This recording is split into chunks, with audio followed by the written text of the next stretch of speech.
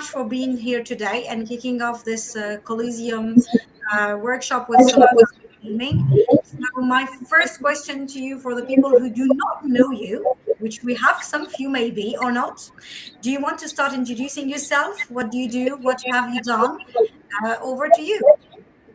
Absolutely. So, hi everyone. My name is Sébastien Borger. I'm the COO and co-founder at the Sandbox, which is like a decentralized virtual world, which now counts over 6.3 million users. I've partnered with more than 400 major brands. Our main mission is to empower anyone to become a creator, making 3D content or full games and experiences, and truly own them as NFTs by using the blockchain technology. So you can publish them on your virtual land or monetize them as you want. I'm also the president of the Blockchain Game Alliance.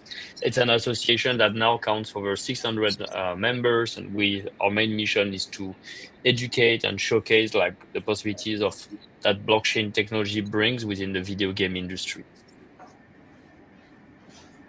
Wonderful. Thank you so much for this brief introduction. So my first question to you as a founder, but also as a gamer and a dev, I know we discussed it many times, but how does pre-launch matters for games and projects in the industry that we are in? So, to all the people who are listening to you today in this session, what does what is your answer on that? What does it matter to have a pre-launch approach or project?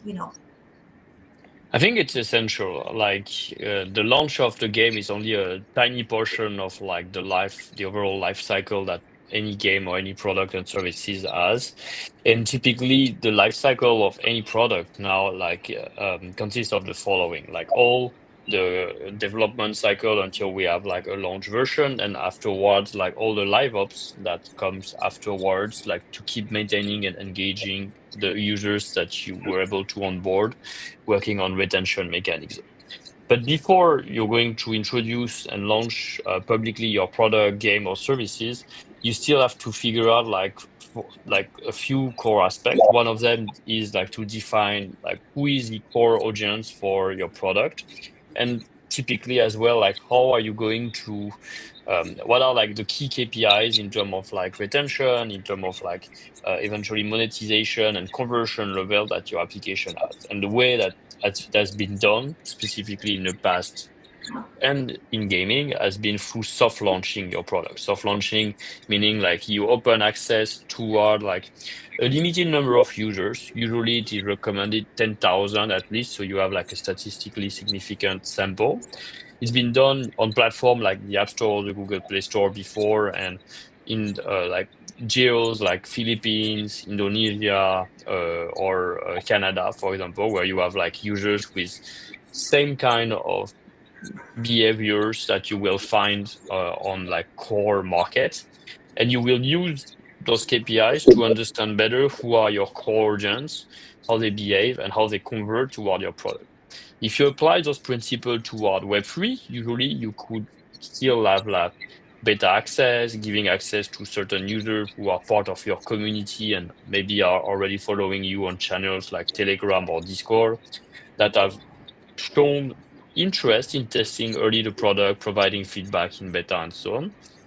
But beyond that, what's important is it helps you to actually refine better the persona of who is the target audience for your product. Because the biggest mistake you can do is to say my product is for everybody. I'm building something for everybody. Like usually when you say everybody, you essentially say nobody, and you don't have like a clear idea of like who is going to be your first cohort of users that are the most likely to use your product for and to engage with it.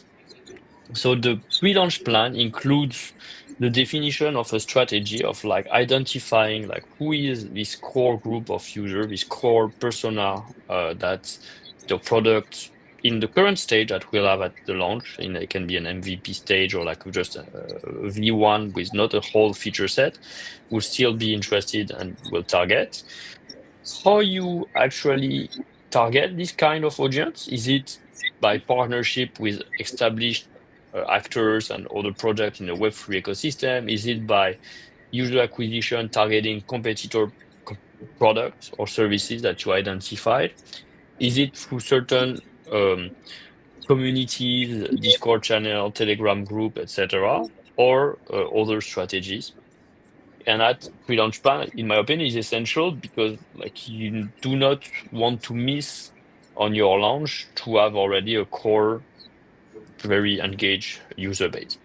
If I take the example of Sandbox, Sandbox is a user-generated content platform, meaning like anyone can use our creation tool to build their own 3D content and characters like this, like you're seeing on behind me, or full worlds and experiences.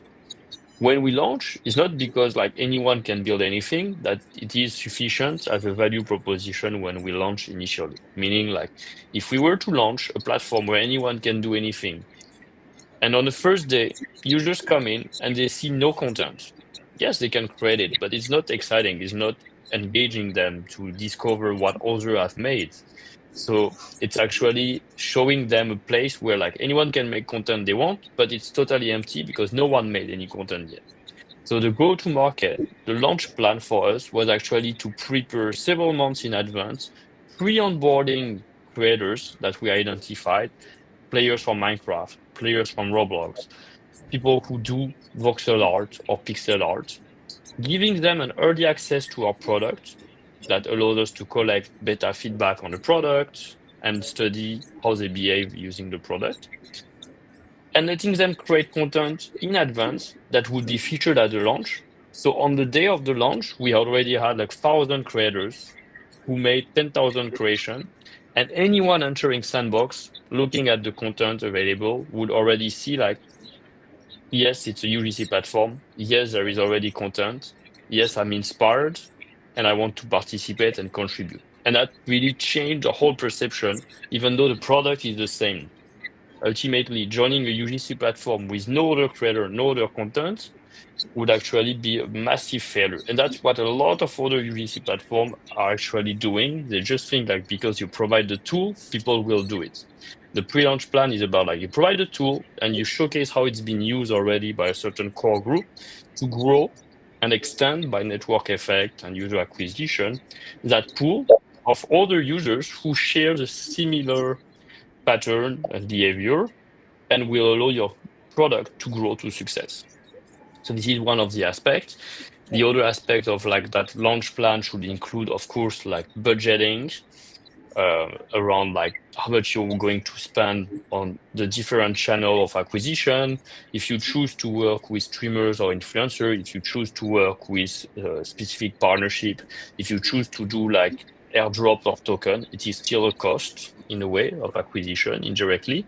If you choose to create like an event, a launch event, meetup, and so on, all of that needs to be prepared and planned in advance. Thank you. This is very useful. I think that, for the people who are building a project or games, it's very useful because you have mentioned a few things that are very important. It's don't go to market if you didn't even build, a community first, right? Make them test it, make them kind of like it and take it over. So that's one of the key things when you're putting a project out. And what I also heard, Sebastian, is that you reach out to people from the web 2, so people from other games than web 3 related. So that's another cool thing that project needs to bear in mind. We cannot only look into our style of industry, we need to go beyond, and this is how we get the good feedback but also engagement from others, and this is how we build up a bigger community. Thank you so much for this insightful information.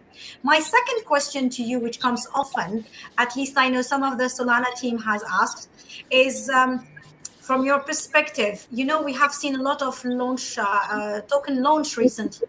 So I would love to have your view on that. Would you say it's timing in terms of strategy, or is it more of riding a hype in the industry? What are your thoughts on that?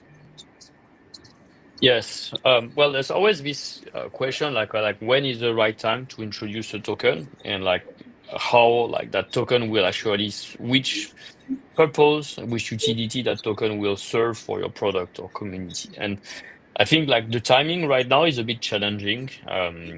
2 years ago, 3 years ago, it was easier to launch a token without a product. Nowadays, introducing a token with no concrete utility. So I'm not talking about meme coin here, but I'm really talking I suppose that you guys are building some kind of product and you want to leverage a token to support the economy of it.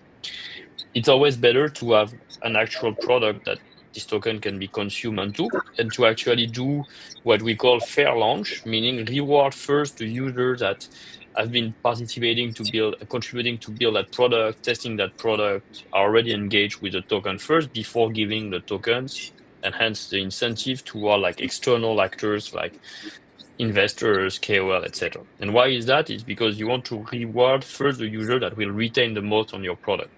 The token is an instrument that allows you to bootstrap your liquidity, to fundraise eventually, or to drive like network effect. Like we've seen that before.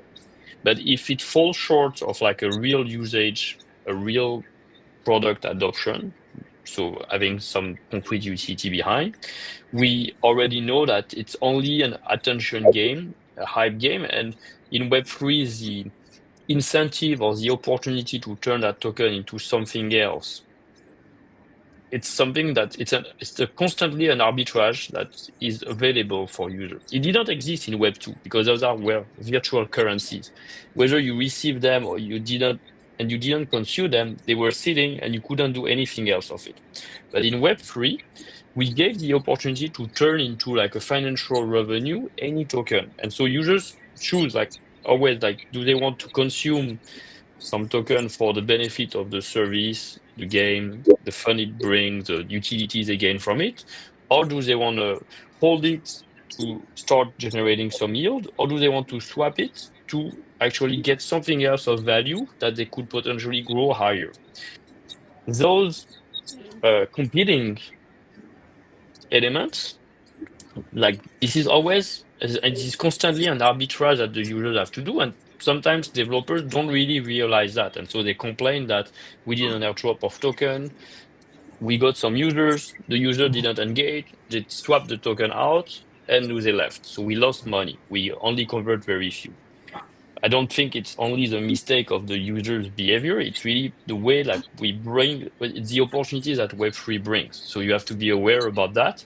And being aware of that, then you have to retro engineering and think essentially, okay, so some users will exit my token.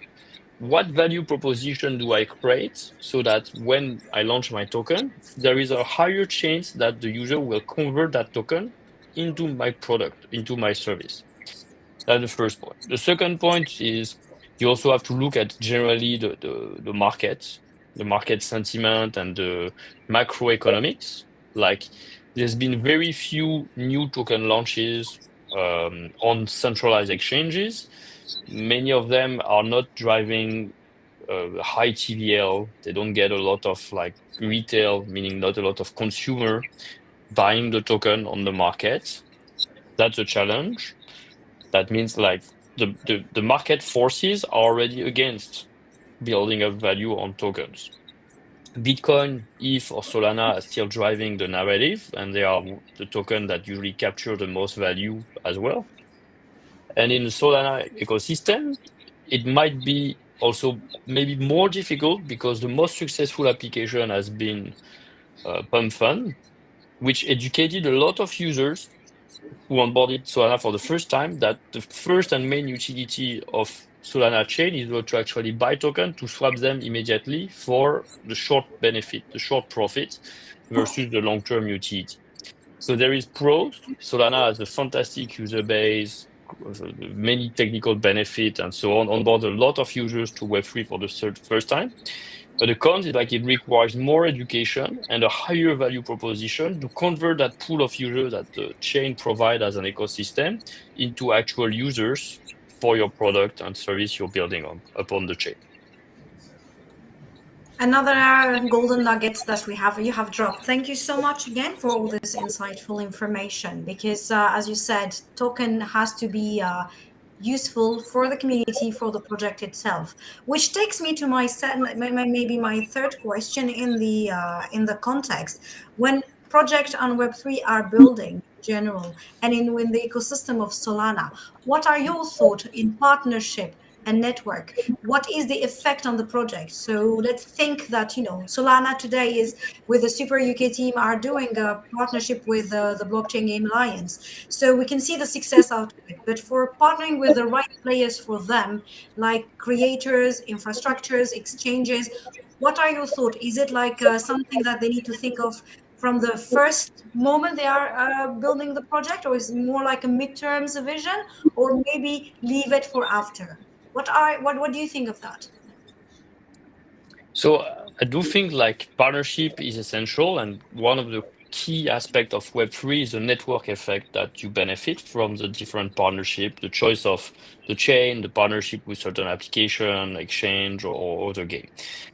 What's interesting in Web3 versus Web2 is like when you acquire a user from another application, when you do a partnership, it's not like actually trading or taking away a user from your partner to get into your ecosystem so it stays. Like the fact that the value of the user keeps building up as they can move across different applications, both partners are always winning in the partnership. They get exposure to different users, they get maybe, let's say like you do a partnership where you enable your user to actually get some benefit into another application. When they come back to your application, they have gaining value because they have more token in their wallet, they have new NFTs, they gain new skills, and they can move freely across the two.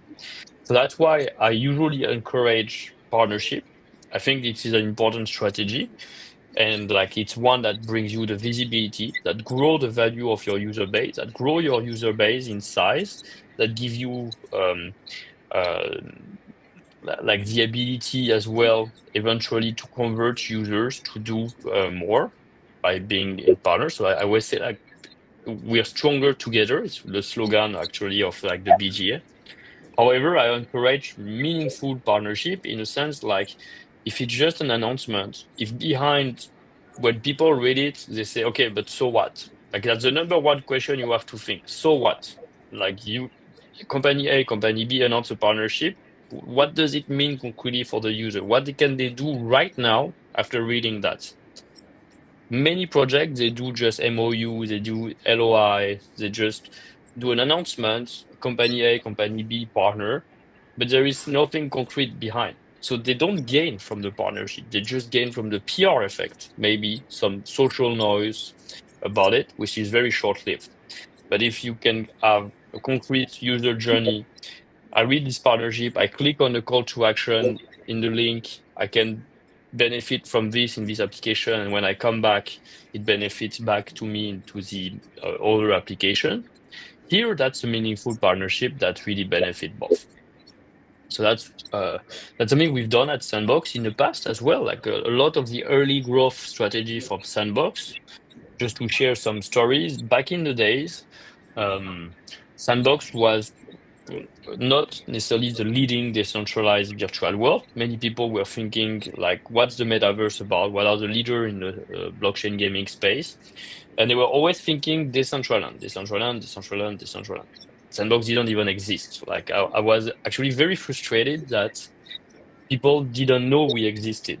Like no press release was mentioning Sandbox. Nobody came to us. But progressively, as we started to do more of those partnerships, we enabled utility for people who came from other ecosystem. Like our level of awareness start to raise, our user base start to rise, to grow, and ultimately we started to appear more and more in the media in a good way with concrete examples, and ultimately, people became more aware that we existed along other metaverse platform. So that's again, like for us, it's been a good strategy to follow if it's applied once again with a real meaning and a real utility behind. Which thank you so much. I mean, it takes me to something very important when you talk about everybody was looking at Decentraland versus Sandbox and all this media attention. That takes me to my favorite question, which I kind of like, would love the audience to really focus on, which is, as a matter of fact, real users versus vanity metrics.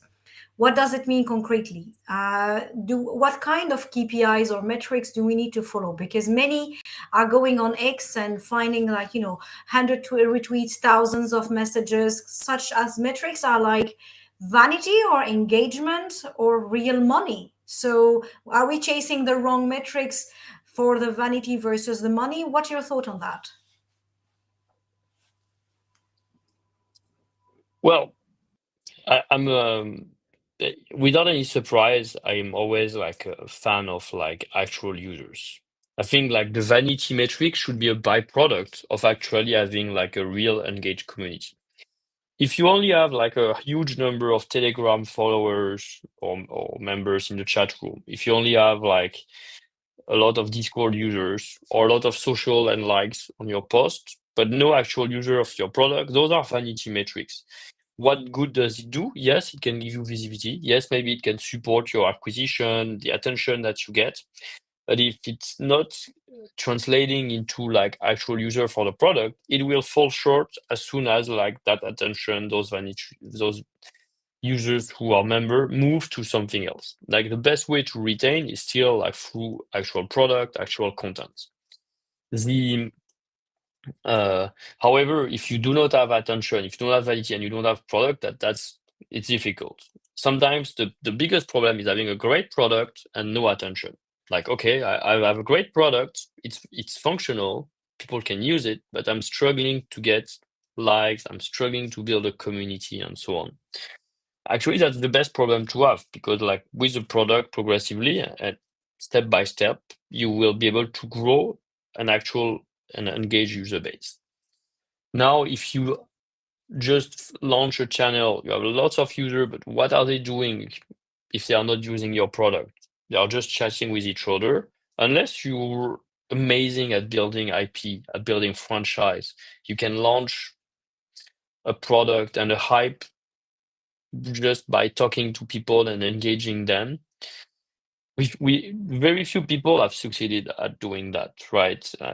To me, like there's very limited example from Bored Ape, maybe Cool Cat or Pugsy Penguin until like they build something and it really become a massive movement. Some meme coin have done that, and yet like Doge, Pepe, Shiba, Dogs Wizard, Chill Guy, and a few others. But that how many in total versus the reality of the number of projects and applications that have been built. Um, so I like to think it's not as important to have million of followers or million of members, but it's important to have a few hundred to a few thousand highly engaged users that progressively will turn in 10 of thousand, 100 of thousand, and hopefully million of users and followers. Fantastic, fantastic. I really love it. Which takes kind of like, it's connecting really the dot from the start of this conversation, and I'm really enjoying it. And I'm hoping that everyone who is listening to us, who is in the room, who is live, please do drop your questions or kind of come closer to the camera if you are in on site and ask your question to Sebastian, because I think this is really experience talking. It's kind of years of being on the field and on the trenches. Sebastian, you talked about this metrics, you talked about building this users community, but many of us in the field talk about community, but they are not users. Sometimes there is this confusion. From your point of view, why founders should differentiate between having a passing follower, someone who is like there, and an active users or an active product users, someone who likes and retweet and stuff like that is good ambassadors, but the role is to have real users on the ground. So how, from your experience, do we convert this community hype into really product market fit at the end for any project that we are talking today? Like what's great in Web3 is like actually anyone can contribute in different way to build up like the reputation, the brand, and be part of the community. So having people who talk well about your product that help you to onboard the product is valuable and should be rewarded. Having this kind of community users who are like engaging, maybe running for you some IMAs, writing tutorials and guidelines to onboard users to your product It's very important. It's valuable. They should be rewarded with tokens eventually if you have some, and you should look up to have some uh, of that audience because they help you to ac- grow that network effect. Not being alone, but having someone, a few people, or many people that helps you on that way. So I do think it always have value to have community, specifically if it's helping you to increase the number and the attention. However, like any business, like needs to have like a user base, needs to have users, needs to actually create and think about the path to monetization, like how do they convert. When users only talk about your product and help you to attract new members, if it doesn't convert into actual users for your product, like it doesn't translate behind into like revenue and usage. And usually, most of the businesses that look um, they're still being valued on their user base. They're still being valued on the revenues they generate from the user. They are not being valued on the size of the community, the number of ambassadors, the number of posts, the number of likes. So they are the two levels. The two are important, but for different reasons. And as a founder, you should look to encourage having both, ideally. Tokens can help you to grow like the fan base, the community base, to create those incentives to have people who drive those users to your product. And product allows you to basically like drive people in, retain them, and monetize them. If I take the example of Sandbox again, like there's many more people who are familiar with Sandbox by just knowing it from the name. Having Sand token, having maybe some lands or some NFTs. They bought it at some point of time because they were interested in virtual real estate. A friend of them recommended them to get Snoop Dogg because it was live and so on.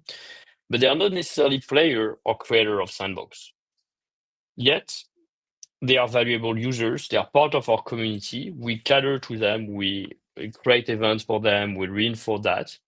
And at the same time, we have users who are actual users of the product, which are spending 1 hour a day, 2 hour a day playing our experience, who are collecting the rewards, who are publishing new content on the map.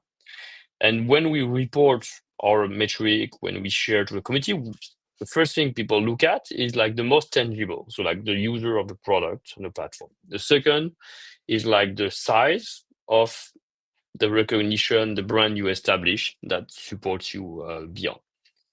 And now, like, how do where is the opportunity? The opportunity is like always, like, how do I convert the larger pool, the one where people are already familiar with our brand, into possibly one day a user of my product? Thanks, Sebastian. I think that, it's a very nice session so far. At least, we have a lot of good feedback. We have a big hi from the Berlin building station. So, hi to you guys too.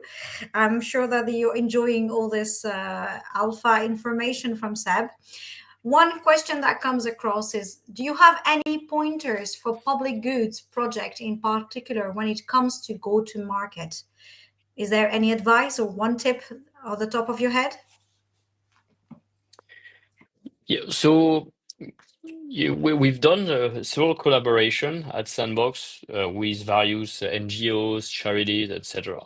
What really worked well in the past is actually people were actually the let's say that the charitable action is a byproduct of the core action. So people come to play, they play different games, different experience, they complete quests, I don't know, like parkour game, completing with others and so on.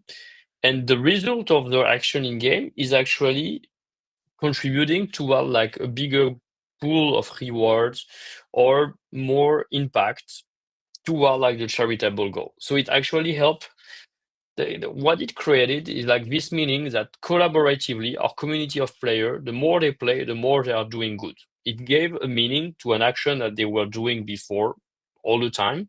And now they have another purpose that is like not only we are playing, we're having fun, but also we are doing it in a way that contributes to like supporting this positive goal, this charitable goal.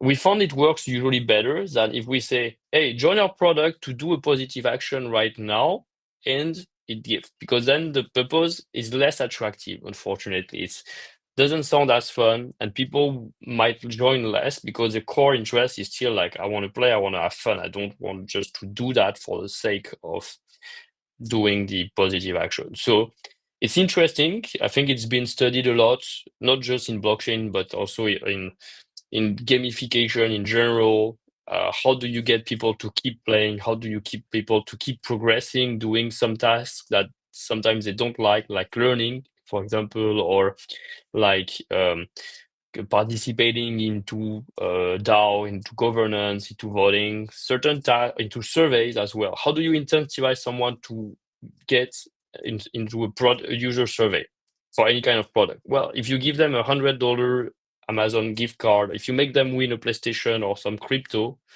the engagement rate and participation rate increase. So it's all about like figuring out what's the right incentive and not what the core action should be.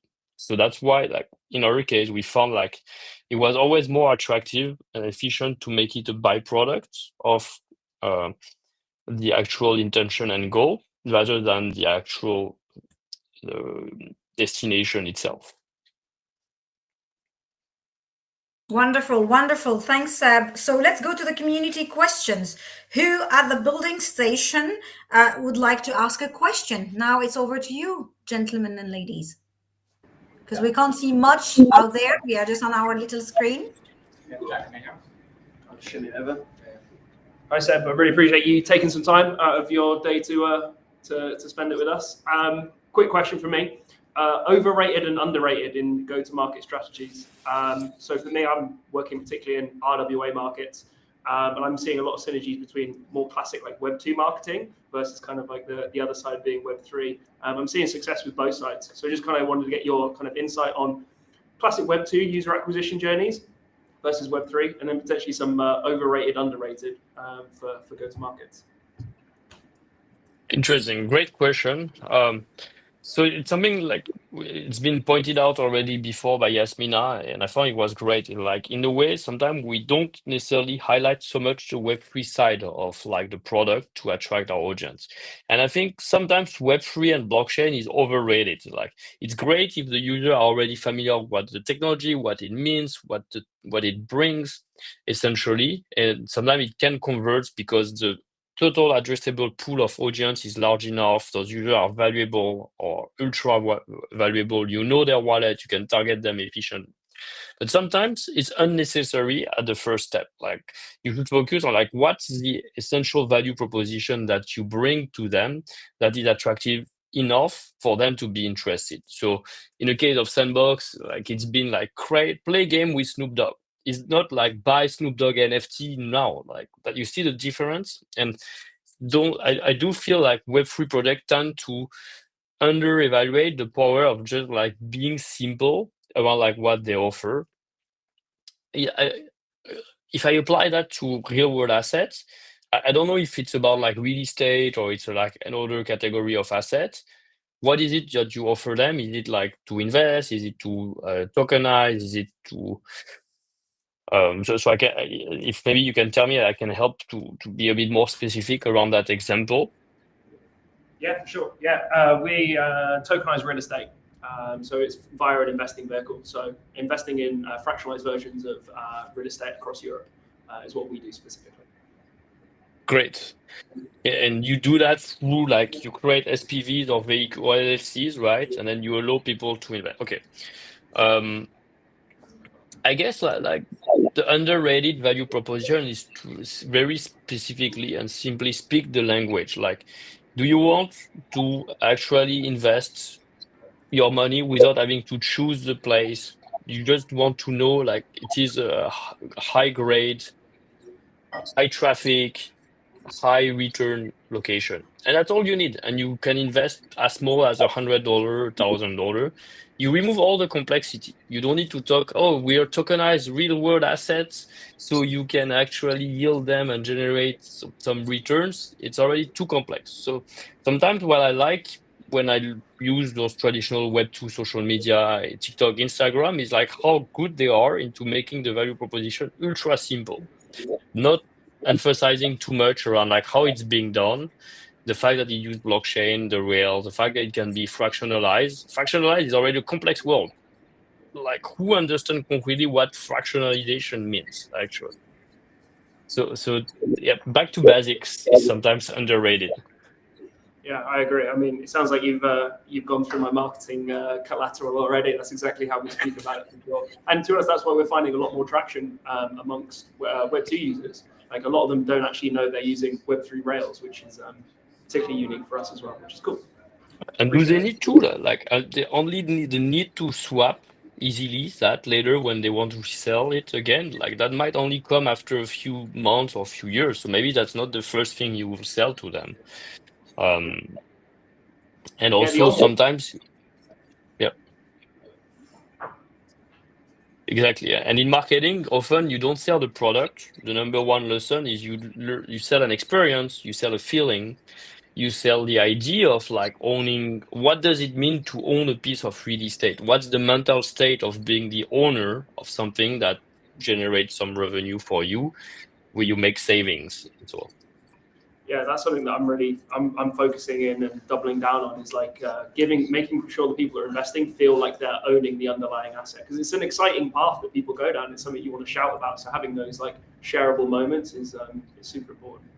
Appreciate it. Then that's a great point. It usually comes to then the storytelling. If you're able to identify specific landmark, identifiable buildings in those city of Europe, and you say, for the first time, you can own a piece of that beautiful chateau, of that beautiful Hôtel de Ville, or place that used to have a great history before because it was, I don't know, a big market that's being repurposed and so on, or now it's turning into a nice hotel. They might also enjoy it as well without. And the second thing is like to think about like how do you break certain mental barrier about the idea like ownership means full ownership, like you can only own a full building, a full apartment, a full studio, uh, versus owning a piece of it, owning a timeshare of it. Like the marketing of timeshare, I think is very interesting how they've done it and how they reverted the idea of like it was actually not bad to reuse the same property and maximize or like its usability and return on investment based on that. Awesome. I appreciate it. Thank you for your time. Can I ask a little? Yeah. Bastian, so I'm working with Family. We are online digital casino, and we're building new games like hamster racing, Beyblade fights, treadmill racing, and marbles. And we already developed like a marketing strategy. We have a huge team of creators that have like billions of views in traditional social media, like TikTok and YouTube. But now we're trying to like think about how we're gonna convert all this traffic to actually get users on our website, and people can gamble on the website. So they are gambling. The main platform, is it like a Telegram mini app? Is it a TikTok It's a mini web app? app. It's a web app. We actually have split the business into two parts. One is What the Fuck Leagues, which is gonna be the social media part, and then it's Fun Play, which is the casino, and that people can gamble on. And apart from that, also we're hosting live shows every week and featuring guests just to have more brand awareness and something IRL. But yeah, Okay, that's what. cool. So it's mostly a problem to understand like how you convert an audience from a certain platform like mobile to like continue their journey with a user account and so on desktop. Well, Um, first of all, uh, yeah. um, how, you should survey based on like the geos of your audience. Do they have actually a desktop? Yeah, like it might be surprising, but a lot of like casino player, for example, in Southeast Asia, they play on mobile, but they don't have a computer at home. So there's not even the question of it. The second, I think it's a matter of incentive again. Like for example, if you're able and communication channels. So typically, when they are on the mobile, you target them with push notification to come back to the game and so on. To bring them to use a PC, normally it's email. Email CRM actually is very much underrated, but it still convert very well in terms of marketing. People tend to forget that. If you're able to send them an email that they open later when they're on their desktop, and you say, look, like if you play a certain time from your desktop, from your computer, you double your gain on certain day. Maybe you start building a habit where like, hey, by the way, when I'm home as well, I can play on a larger device and I earn a bit more. It's a higher acquisition cost for you, maybe, but it's a way that you can make sure they stay under the other platform as well. Oh, okay. So yeah, like for that regarding like web app and mobile, we're gonna have a Telegram like mobile app as well that people can gamble from Telegram, and also a game that they can gather points and convert to like a token at some point. But yeah, then thank you for your info. Sure. I think like basically a user who was able to use all those different apps will be more valuable. So maybe like create like achievement or on their profile, you connect it today, this week, you connect it from all four device. Congrats, you unlocked a certain bonus. That can be an interesting way for having them across your ecosystem of apps. Oh, okay. Thank you so much. Any more questions, everyone?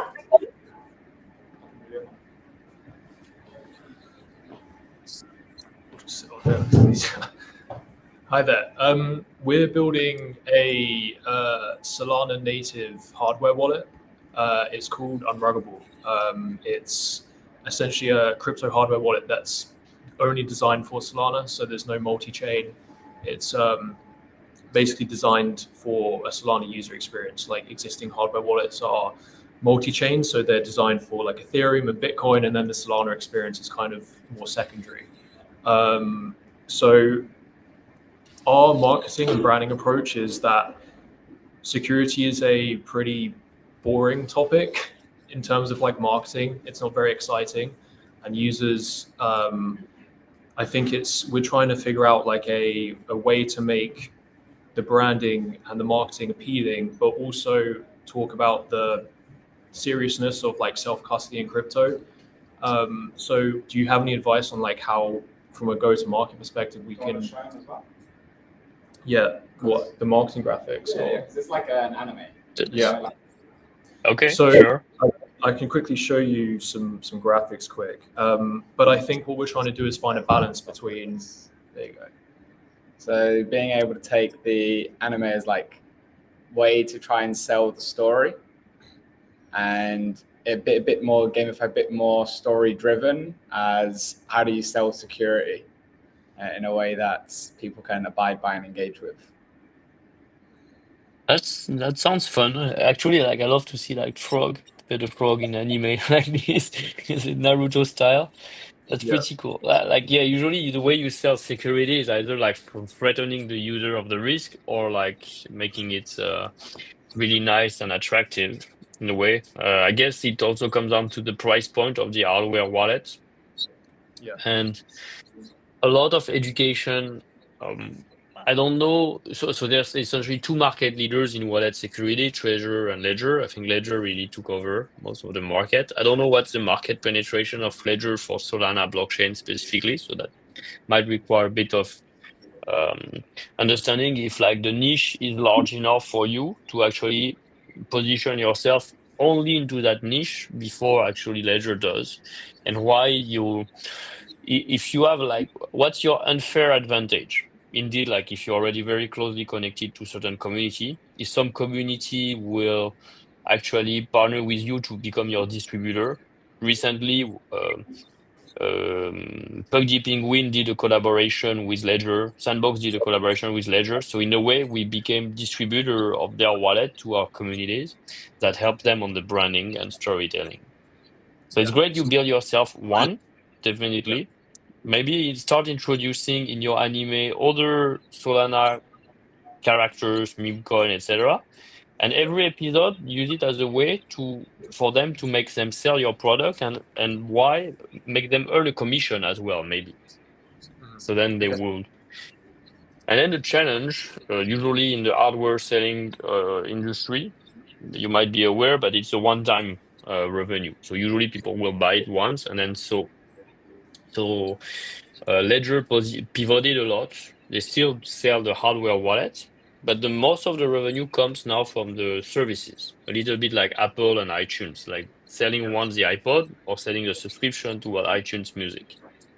Yeah, we have a similar model as well, where we have the hardware sales, so the upfront costs, and then we have we get recurring revenue. We have a mobile and desktop wallet application that goes with the hardware wallet, so similar to like Ledger Live, just for like a Solana user one. So we get micro fees every time people send transactions on the apps. So we kind of have the upfront and recurring revenue, but so we're taking like a similar approach to Ledger as well, and we want to do the like custom wallets. So kind of like how Ledger have done with like Pudgy Penguins recently, and with you guys, we want to kind of basically just approach existing Solana communities like Mad Lads or Claynosaurs or insert whatever Solana community, and or like Super Team, and make customized hardware wallets. So yeah, it's something that we've been thinking about as well. But yeah, thanks for the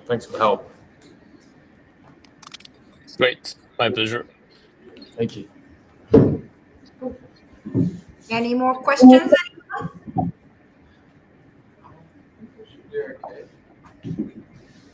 No, I think we should be all good. Yeah. We're good? Yeah, I think we're good. Wonderful. Fantastic. Well, then we're gonna wrap this session by thanking Sebastian for his time and all this advice, and thanking everybody at the Super Team UK for making this happen, guys. Awesome. Yeah, I appreciate it. Thank you for joining us, Sebastian and Yasmina. Thank you, My everyone. pleasure. Hope that was useful. Great question, and hopefully meet you in person. I don't know if I can put my contact somewhere on the chat. Like, feel free to follow up if you have any question later on as well.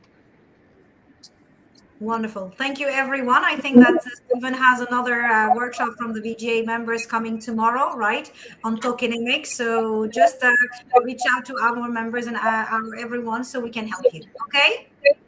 Cheers.